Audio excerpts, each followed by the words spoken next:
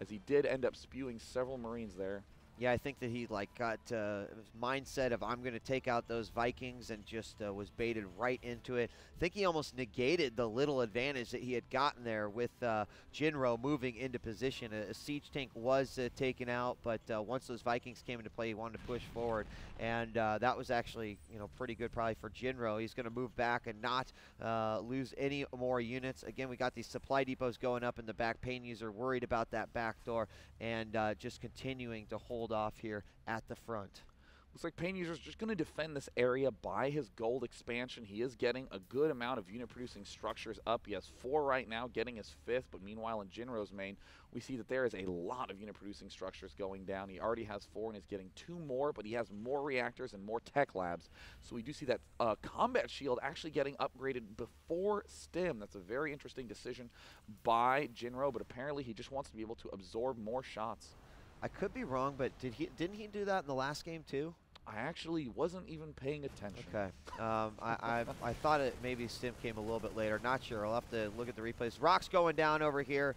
Rocks going down for both players, actually, as some Marines will move forward, have some vision of that tower, and see that there's one Marine just standing up there all by himself. Looking at what else is in production, PainUser is going for the stim. More tanks coming out, a lot more for Jinro. Sensor towers also being put down as well, so he can get a good idea. And he's going to see, PainUser marches right past this army. Oh. Jinro might be going the other way. Looks like Jinro really would like to kill that one off. Oh no, the command center gets spotted. That's actually a gigantic problem for Jinro. He does not want to have that be known at all, because that, of course, will signal a good time for a timing push. We see PainUser getting an impressive tank count himself. Oh, moves up. The siege goes on. We've got a fight with the Vikings here, and PainUser actually might win this one. 2 Vikings very low. One more volley will do it. Wow. Looks like PainUser won the exchange. PainUser has the vision advantage, and therefore his tanks can shoot Jinro's, and Jinro just has to take it, barely gets out in time. More tanks coming out from Jinro. There's the rescan.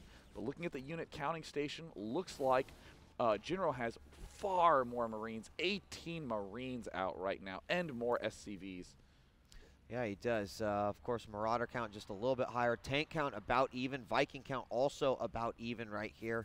And you like how PainUser has decided to go ahead and spread out his tank, really maximizing the distance and the radius that he's got to do a lot of damage here. Jinro continuing to move forward here, and that gold is going to be going down. So as PainUser knows about it, we'll see how he decides to react. Oh, such beautiful inch forward play there by Jinro. And will he lose that tank? Ooh, does manage to escape in time. Now keep in mind that is a reactor starport on the camp of Jinro, so he will be able to win these Viking battles. And that is not what PainUser wants. He's trying desperately to run away. The Marines with stim are advancing, but notice how important this center cavern is. Both players really need to control the airspace around it. Yeah, this is actually a very, very cool battle. It's sort of back and forth to see right here. You pointing out that hole in the middle and how they just continue to work the distance around it. It looks like he is going to, Jinro, just keep on trying to move forward, and he does have this one tank in range. Another one will get taken out, and these Marines also,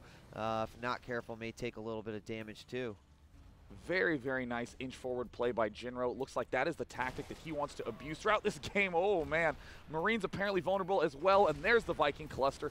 Look at how aggressive Jinro is with these units that most people consider to be passive. This is the advantage of having vision on your opponent. You get to pick things off very, very easily from the distance. We had a couple takes for Jinro move up. More Vikings come out, but the numbers are still in favor of Jinro. Oh, PainUser tries to pick off tanks and gets obliterated. Jinro is just slowly creeping forward like the nothing from the Neverending Story.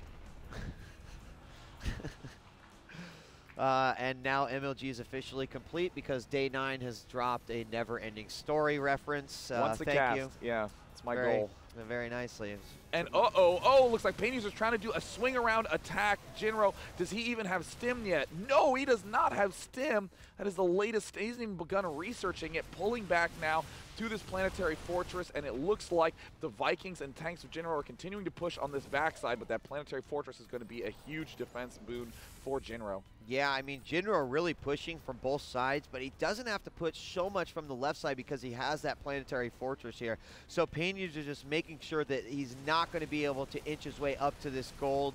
Of course, he's got it too, and we got another attack over here at the gold, just being right outside of the range of that planetary fortress. Scan goes down, and we will have some units taken out here, but he might be forcing Jinro to move these other units over here to help protect this. This is an outrageous blunder by Jinro to not have stim at this point in time. Jinro's continuing to press his advantage with vision on this side, but is having to walk Marines up to tanks, and it looks like Jinro will be able to defend Thor in production right now for PainUser, but oh no, this gold expansion is rapidly falling. Everything is very vulnerable from this distance, and one tank is in range of that planetary.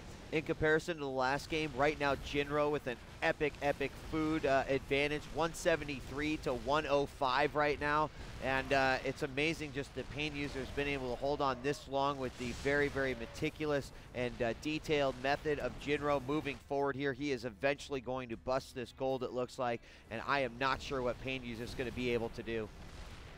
I mean, the only advantage that PainUser really has right now is that he has stim, so he has mobility, and Jinro really does not have that at all. And Jinro sweeping in from the top side, picking off these medevacs like they're nothing. And Jinro is moving forward with such a huge force. There's the stim from PainUser, but the tanks are splitting up so smartly. There is the Thor, and landing the Vikings up on the high ground. That Thor ends up falling very quickly. Vikings doing huge damage. PainUser in a terrible spot, and there's the inch forward by Jinro. See you later, siege tanks, and the rally's getting picked off even by the planetary. Very nice. The Vikings will fly over again, giving some great vision there, and this will be it for this gold. That planetary fortress is not being repaired there. Finally goes after the repair, and they will manage to keep that alive, but more tanks being taken out here, more units being lost, and Jinro really doing a great job moving forward. Now coming in from the backside too, added a Banshee into the mix as well. He's got control of the air, control of the ground. Great job by Jinro. Unreal. It's like watching a boa constrictor play StarCraft. He's just inching forward and just gently squeezing from both sides until he's going to suffocate PainUser's gold. And there is absolutely nothing PainUser can do about it. I think that pretty much he's got him on lockdown. So much has been spent just trying to defend this area around here. And you can see more units being pumped out here by PainUser. But looking at the food count again, 192 to 82. The gap continues to widen here in favor of Jinro. And Jinro, although having lost the first game, looks like he will tie this series up 1-1. And we may be forced to a third map unless by some miracle. Well, I mean, this planetary fortress is literally a sink for the minerals. All he's doing is repairing it at this point. There's one mule doing some action, but the tank does get picked off, and Jinro continues to scan. Oh, PainUser with the scan sees that there's too many tanks to engage. I'm going to continue to come back here and ask why stim has not been researched, but either way, we have mined out main from PainUser. We do have that armory out, some Thors en route, but very dangerous situation. And the Banshees now, too.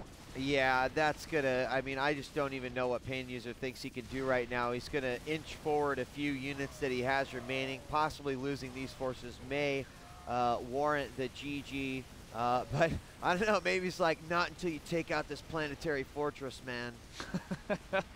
I mean, that planetary fortress is going to be awfully hard to kill with every single SCV PainUser has remaining repairing it. But here comes the crunch in, and there's the good game, and the planetary fortress will finally fall.